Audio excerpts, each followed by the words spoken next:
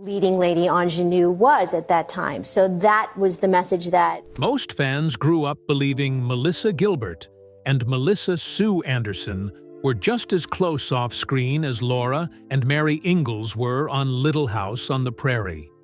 But according to Gilbert, that picture-perfect sisterhood was mostly just what the cameras wanted you to see. Behind the scenes, things were far more complicated. After years of rumors, cast stories, and quiet tension bubbling under the surface, Gilbert is finally opening up about what really went down between the two Melissas. And once you hear it, the whole show starts to feel a lot different. Her early life's unsettling contradictions. Melissa Gilbert's early life unfolded more like a layered mystery than a straightforward childhood. Even she has said that her story felt split into different versions. The one her mother told, the one the public believed, the one she lived through, and the one she's still trying to make sense of. From the very beginning, her life was shaped by overlapping truths and unanswered questions.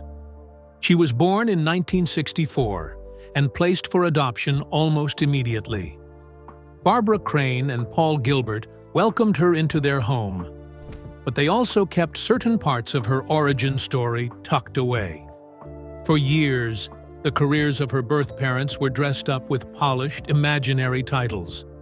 Later on, Melissa discovered her birth mother had been a dancer, not the elegant prima ballerina she had always been told about. And her birth father?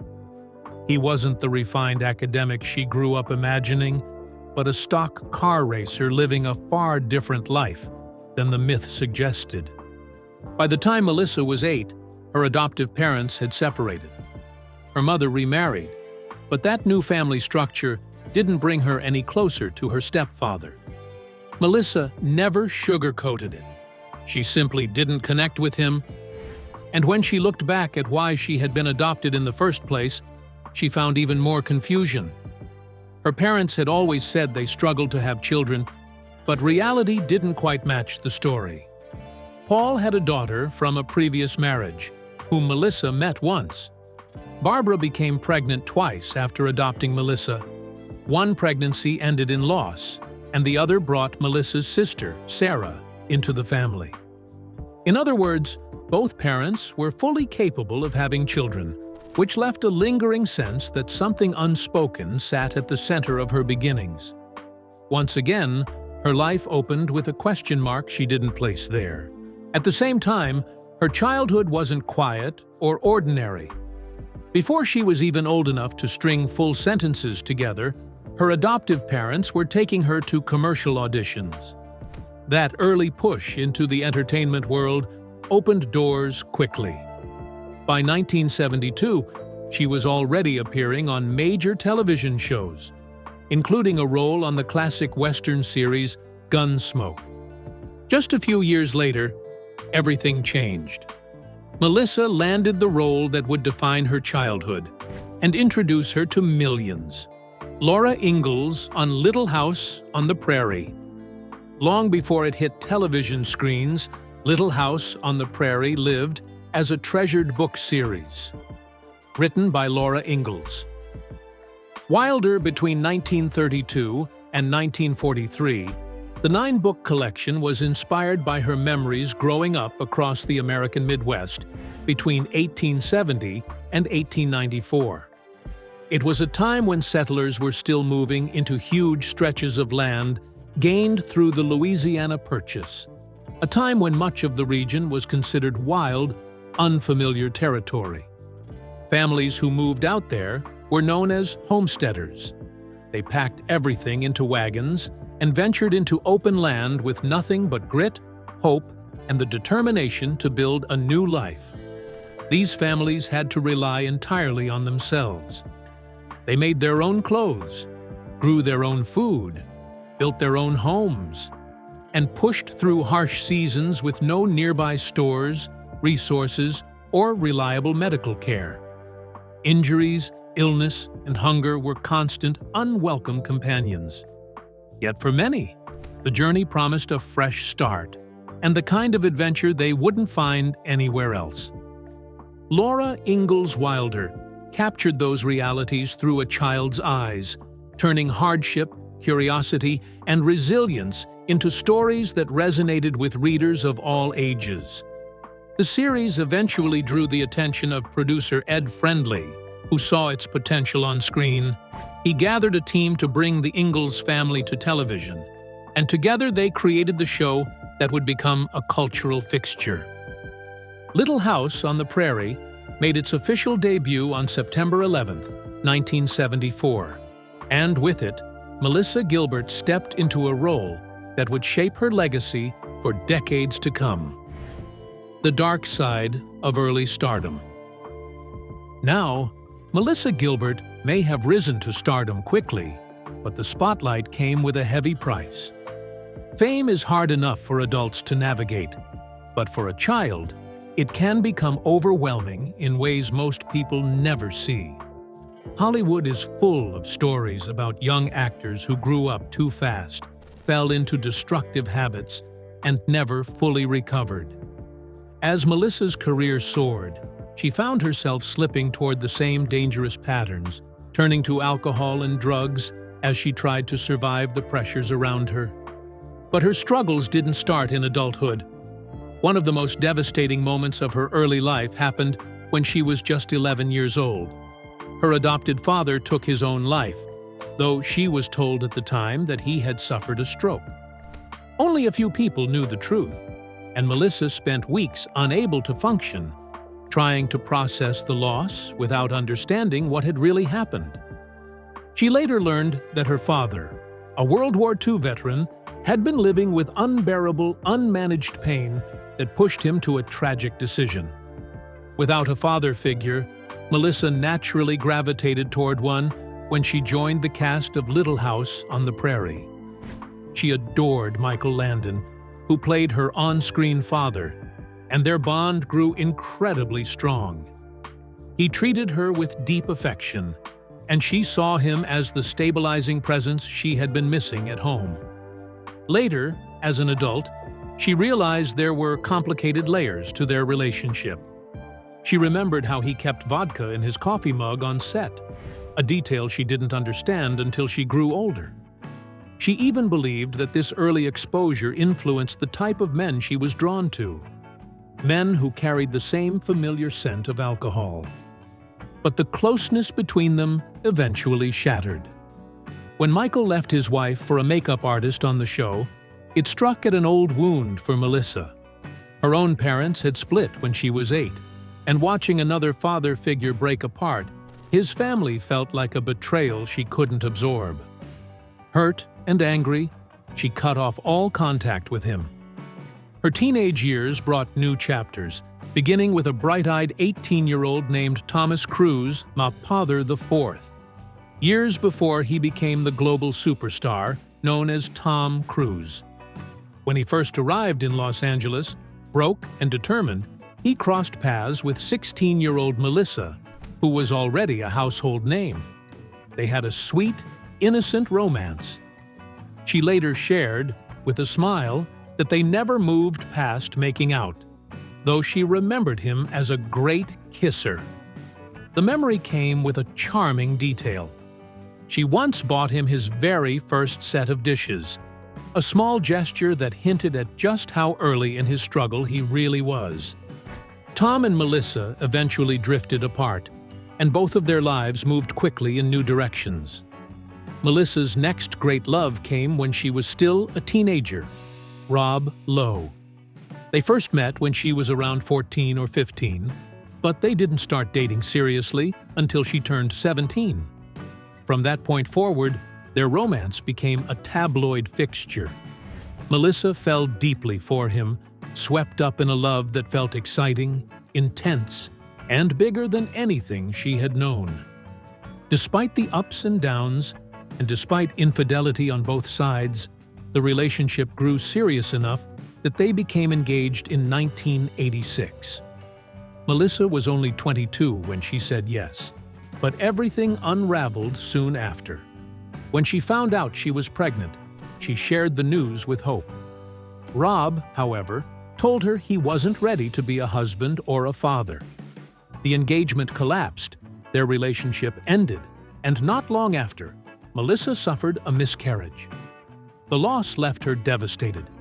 She later wrote about how painful it was to lose both the baby and the relationship at the same time, describing the emotional spiral that followed. It was a grief she tried to bury with alcohol, even though it only pulled her deeper into darkness. Years later, on a podcast conversation with Jenny Garth, Melissa looked back at that chapter of her life with a mix of clarity and vulnerability. She talked about how young she truly was during her relationship with Rob, only 17 when it began, 23 when it finally ended. She admitted she felt strangely experienced because she had been in the industry for so long, while Rob was just starting to explode into fame. She watched his star rise in real time, attending premieres and award shows at his side, trying to keep up with the chaos swirling around him. What she wasn't prepared for, though, was the wave of attention he received, especially from young women. Melissa remembered how girls would shove past her as if she weren't even there, slipping their phone numbers into Rob's pockets right in front of her. That experience, she said, was not just uncomfortable, it was deeply unsettling. It chipped away at her confidence, left her feeling invisible, and added another layer of emotional strain to an already volatile relationship. Looking back, she didn't sugarcoat it. Those years were complicated, painful, and overwhelming. They shaped her in ways she didn't fully understand until much later, revealing how fame, heartbreak, and unresolved grief had collided at the very center of her young life. Shocking secrets that shaped her life.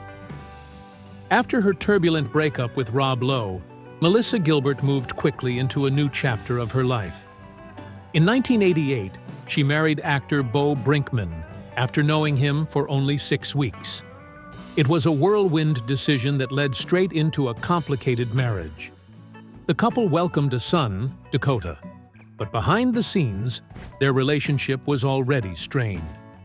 Years later, in her memoir, Prairie, Melissa described how they attempted to repair things after a trial separation, even entering therapy to try and piece their marriage back together.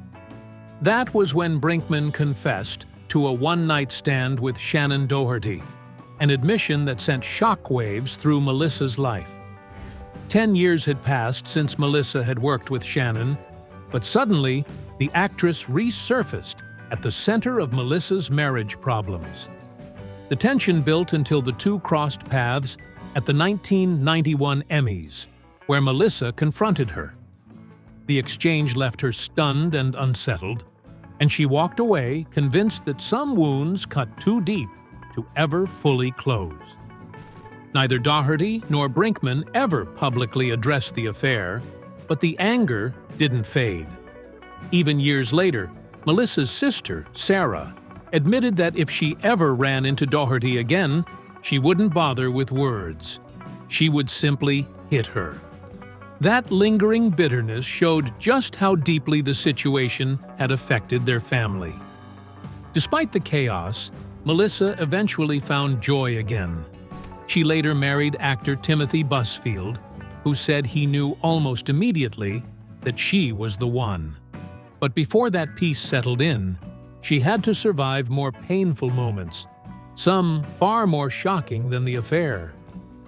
One night, when her son was still a newborn, Melissa went downstairs to get milk from the fridge. Instead of a quiet living room, she walked in on Brinkman with a sex worker on their couch. The betrayal left her reeling, but it also crystallized just how fractured the marriage had become. Still, Melissa later admitted she wouldn't change her past. As she put it, if she hadn't married Brinkman, she wouldn't have her son, and he was worth every hardship. The marriage officially ended in 1994. Yet even after the divorce papers were signed, the drama kept coming. While Melissa was vacationing in Austria, With actor Bruce Boxleitner, who would later become her second husband, she learned Brinkman had contacted Child Protective Services. He accused her nanny of abusing their child, an allegation that triggered an investigation. Thankfully, it was quickly dismissed. Melissa later called the entire situation baseless and cruel, especially because she was interviewed by CPS while still recovering from breast augmentation surgery. She joked darkly about trying to look like a perfectly composed mother, but instead feeling more like a disheveled actress who had just unwrapped a holiday cosmetic upgrade. But none of these difficult chapters slowed her drinking. Melissa turned more heavily to alcohol, sometimes finishing 2 bottles of wine a night, which strained her marriage to Boxleitner. Even after they divorced, the habit lingered, eating away at her stability. Her career hadn't vanished, but she was drifting into smaller television movies and quiet roles, gaining the unofficial title of the Queen of Made-for-TV Movies. She did have standout moments, including voice acting as Batgirl in Batman, the animated series, but the trajectory wasn't what she wanted. Deep down, she knew the drinking was holding her hostage. The wake-up call hit hard one evening when she passed out in her dog's bed during a dinner with a guest. It was her son's plea that finally pushed her to seek help. She attended her first Alcoholics Anonymous meeting and felt, for the first time in years, that she could rebuild herself. Through the support of others in the program, she slowly regained her sense of direction. Sobriety sharpened her focus. She realized she didn't want to coast in small TV projects anymore. She wanted her life and her work to mean something again. Fans often asked whether she'd ever return for a reboot of Little House on the Prairie, but Melissa consistently dismissed the idea. The original series stayed in constant syndication, and she felt its legacy was doing just fine without a revival. Still, she did return to the world of the Ingalls family in a different way. In 2008, she stepped onto the stage as Ma Ingalls in the musical adaptation of Little House on the Prairie. A full-circle moment that honored her past while letting her reinvent herself. But the role took a physical toll. During the show's run, she began experiencing intense back pain. At first, she brushed it off, hoping it would fade. Instead, the pain only grew worse. Eventually, she made a promise to herself. She would go to the hospital only when the pain became absolutely unbearable. And that moment was coming much sooner than she expected. You see, Melissa had been powering through intense back pain while performing in the Little House on the Prairie musical, brushing it off as just another ache that came with the job. But one day, the pain finally became too overwhelming, forcing her to head to the hospital. That's when everything shifted. Doctors told her something she never saw coming. She had been performing for months with a broken back. Not a strain, not a pulled muscle, a full-on fracture. At the time, she was in her 40s, carrying the iconic role of Ma Ingalls on stage, all while her body was literally broken. When her castmates found out, they were stunned. The dedication she had shown, night after night, show after show, earned her a wave of admiration from everyone around her.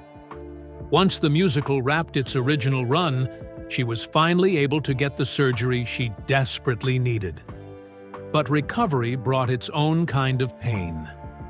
In her memoir, Back to the Prairie, she revealed that her husband then, Bruce Boxleitner, wasn't exactly the nurturing type. She wrote that post-surgical care and compassion were not his specialty. That realization sparked something deeper, an emotional reckoning where she wondered why she believed she didn't deserve real care and support. Looking back even further, she had already been questioning the cracks in their relationship. In her earlier memoir, Prairie Tale, she admitted to having an emotional affair during the filming of Seduction in a Small Town. She never named the actor outright, but Dennis McNamara played her screen husband. Melissa said she often caught feelings for co-stars, but this time it hit differently. Fueled by alcohol and emotional loneliness, she found herself opening up to the wrong person because she was too afraid to be that vulnerable with her actual husband. She and Bruce tried to mend things through therapy, but the emotional distance was already too wide. By 2011, their marriage came to an end, and that breakup sent her spiraling. After the divorce, Melissa didn't just start over. She tore everything down and rebuilt herself from scratch. She changed her appearance, bought a sports car, and rushed into dating someone younger. Later, she admitted it felt like she had lost her mind, but her experience isn't uncommon. Neuropsychologist Dr. Sanam Hafiz explained that after a major breakup, people often feel unmoored, swinging between wanting to escape the pain and trying to reinvent themselves overnight. Still, Dr. Hafiz encourages a slower, steadier approach to healing. She warns against rushing into relationships, extreme makeovers, or big impulsive changes, because those decisions can cloud judgment during a vulnerable time. For Melissa, though, the deeper hurt came long before the divorce papers. She described a moment after her back surgery when she needed a ride home. She expected her husband to show up. Instead, he suggested she call a friend or hire a car. That moment sat with her, heavy, cold, unforgettable, throughout her long recovery, and made her confront truths she had spent years avoiding. So when the marriage finally ended, it made sense that she felt pulled toward a dramatic reset. She needed something, anything, that felt new. Even so, Dr. Hafiz says it's important not to judge the past with today's clarity. People make choices based on what they know in the moment, and growth comes from accepting that. In the end, Melissa doesn't regret the chaos that followed her divorce. She believes those tough years carved out the path that led her to who she is today. Physically, she did recover thanks to a plastic implant placed during surgery. But, she has said, the whole ordeal affected her height. And unfortunately, it wasn't the last major health struggle she would face. You see, after recovering from a serious broken back, Melissa Gilbert set her sights on something bold, competing on Dancing with the Stars. In 2012, she returned to the spotlight, paired with a skilled Ukrainian-American dance pro, and ready to prove she was stronger than ever. But that season brought another frightening moment. During one of her performances, Melissa suffered a sudden, mysterious injury right there on the ballroom floor. Viewers watching live couldn't quite tell what had happened, and confusion spread almost instantly.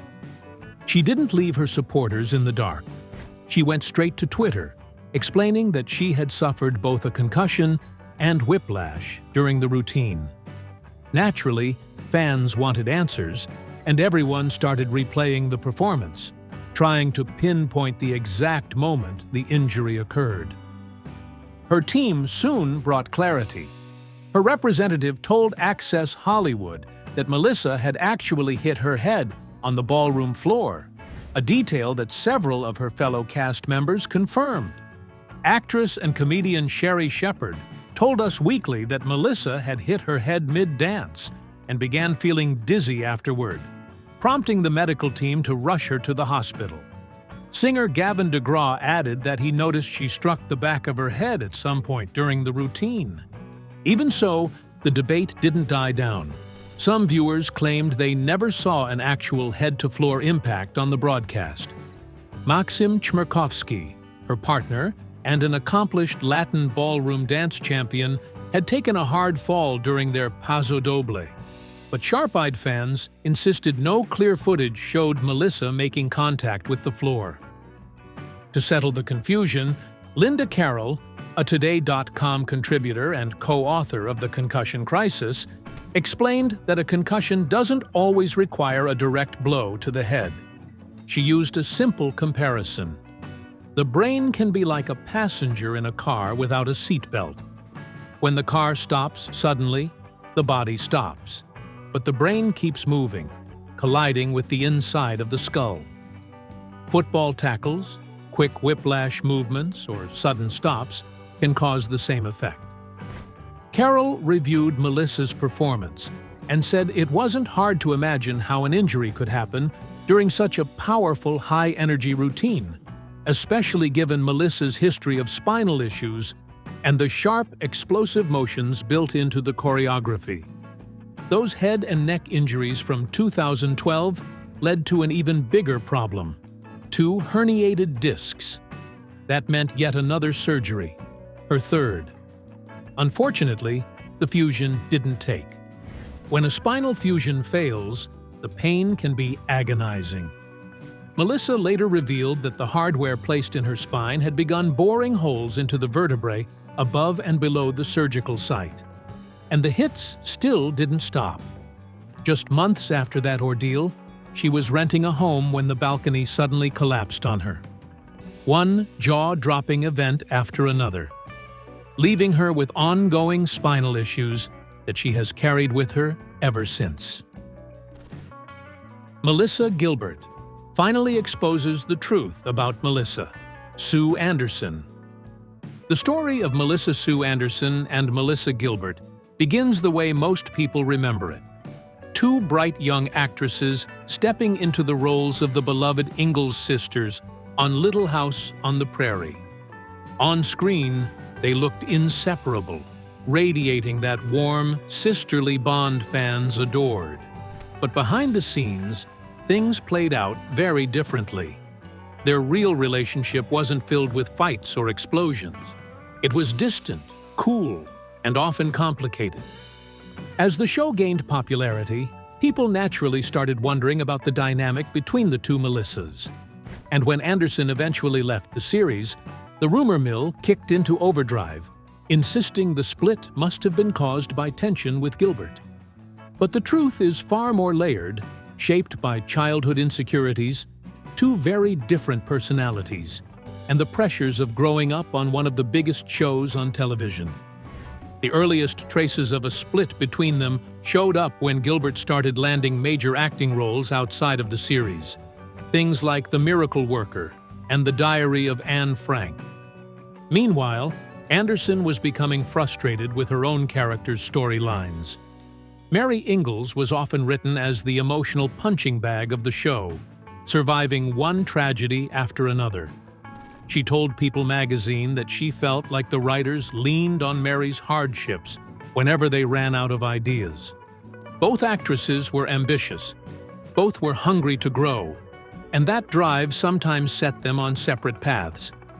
Gilbert later wrote about this distance in her memoir, Prairie, describing how their personalities never quite clicked. She remembered their very first meeting during a screen test. Even then, at just 10 years old, she sensed a wall between them. Anderson, who was 12 at the time, carried herself with a seriousness that felt far beyond her age. Gilbert, by contrast, was an open book, emotional, expressive, and eager to connect. She also felt outmatched in ways she couldn't ignore. She remembered Anderson as exceptionally pretty and poised, while she described herself as more plain and awkward. As the girls got older, those differences expanded. Anderson started wearing makeup, growing her nails, smoking, and dating well-known young actors. Gilbert joked that while Anderson was the girl boys wanted to marry, she was the one they wanted to take fishing. Even their mothers added fuel to the distance. Gilbert envied the tight, quiet bond Anderson shared with her mom. It felt calm and private, nothing like the emotional roller coaster she experienced with her own mother, especially when their arguments spilled out onto the set. It was another area where the 2 young actresses lived in different worlds. Michael Landon even tried to manage some of the confusion early on. With 2 Melissas running around the set, he decided Anderson would go by Missy, while Gilbert kept her character nickname Half Pint. As puberty arrived, the gap only widened. Anderson seemed to grow up overnight, stepping confidently into young adulthood. Gilbert still felt like a kid trying to keep up. When Anderson began dating actor Lance Kerwin, everything shifted even further. Gilbert admitted she felt like Anderson was operating from a completely different universe. But while that distance shaped their relationship, it didn't keep Gilbert from forming other close friendships. She bonded deeply with Allison Arngrim, who played Nellie Olson. Arngrim later recalled Gilbert openly venting her frustration, even warning her to watch out for Anderson. The comment hinted at deeper emotions simmering under the surface. Several other cast members weighed in over the years. Charlotte Stewart, who played Miss Beadle, saw Anderson as a consummate professional, always prepared, always focused.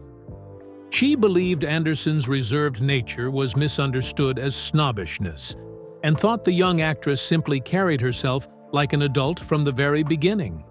That maturity, though impressive, often made her seem separate from the other kids. When Anderson left the show in 1981, appearing in only 3 episodes of Season 8, rumors exploded again, especially when Arngrim exited soon after. People insisted both departures were tied to Gilbert. Anderson shut that down immediately. She explained that Arngrim's exit was due to a contract issue, while she herself simply felt Mary Ingalls had nowhere left to go. And she made it clear that she and Gilbert were never locked in some jealous rivalry. She'd heard the gossip for years, that they despised each other, that they envied each other, that the set was full of silent battles. According to her, none of that was true. Years later, Anderson reflected on their relationship in her book, The Way I See It. She agreed with much of what Gilbert had said. The two of them simply weren't built for a close friendship. They were too different, shaped by different upbringings, different ambitions, and different pressures. She noted that, although they were only 18 months apart, the emotional distance felt much wider back then. She also saw how Gilbert's parents nurtured her talent early, pushing her into the industry with full support, while Anderson was blazing a trail on her own, determined to build a lifelong career. Because she felt that responsibility so strongly, Anderson often found herself isolated from the other kids on set. She didn't resent Gilbert for her personality or success. They were simply walking separate paths. Despite the quiet tensions and misunderstandings, both actresses admitted the gossip hurt them. Anderson recalled calling Gilbert after reading yet another false story, and the two met up to talk about it. They laughed at the ridiculous rumors, but admitted the chatter took its toll. When Anderson finally stepped away from the show, she expressed real affection for her castmates. They weren't her family, she said, but they were her friends, and she hoped their paths would cross again.